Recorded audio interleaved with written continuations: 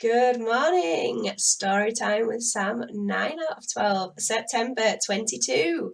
You'll have to excuse my voice. I did nearly call this episode Partying Too Hard, but I decided to call it the awards night instead. So, the ninth of 12 snippets into the life of a small accountancy practice owner. What did September 22 bring? It brought the awards night. So, during September, I was lucky enough to attend the Accounting Excellence Awards, and not only did I attend, but this year I was a finalist in the Breakout Start of the Year category. Despite not bringing home the trophy, huge congratulations to the winner, by the way. The event was thoroughly enjoyed and it provided me with yet another night to remember in what I can only describe as a crazy journey of owning an accountancy firm.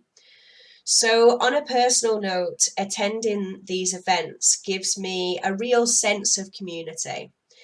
And whilst I know that we feel this community spirit very strongly online, I do think it can't be beaten when it comes to being in person. The rooms at events like this, especially awards nights, are absolutely buzzing with attendees. And there's such a vibe and such a feel in the room. And I think it's the fact that the buzzing attendees all share a passion. They share a passion for our industry. They wouldn't be there if they didn't share the passion. And these events leave me with such a high. I always leave feeling so enthusiastic about my business, about my career, about what I do day to day.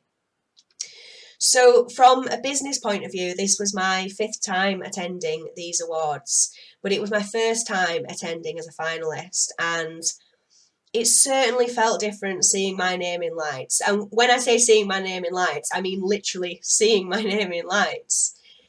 I think it was one of the very few times that I've really allowed myself to feel proud of what I've achieved. And there's absolutely nothing wrong with that. Self-celebration is something that we don't do enough of.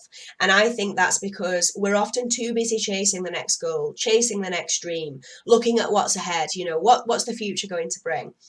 But it's quite easy to get so wrapped up in that next goal that we're chasing that we forget to appreciate how far we've already come.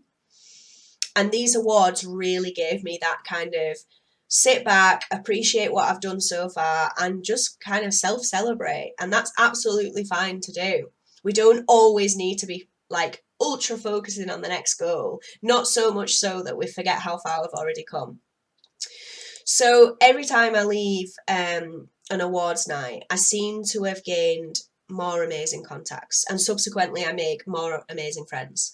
And I know that's the aim of the game, and it probably doesn't come as a surprise, but the more I think about it, the more I realise that networking of any type shouldn't be undervalued. I genuinely would not want to do what I'm doing in running this business without the support and without the community that this industry has brought to me.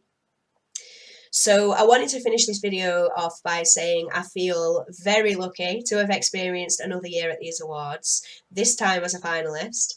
Thank you once again to everyone who supports me in my business journey. I wouldn't be where I am today if it wasn't for you guys, the people that watch the content that I put out there, the people that follow me on LinkedIn. Yes, okay, I would probably still have a successful accountancy practice, but I certainly wouldn't have all the opportunities I have doing the other things that I do. So thank you all very, very much. A huge thank you to Sage for my place on their table and for taking me to the awards as their guest. Much appreciated. And of course, a huge thank you to the organisers of the Accounting Excellence Awards. 2022 was by far the best one that I have been to. The venue was absolutely out of this world. Fantastic evening had by all, and I really can't wait to see what's in store for 2023. So have a fantastic October, everyone, and I will see you in a month's time.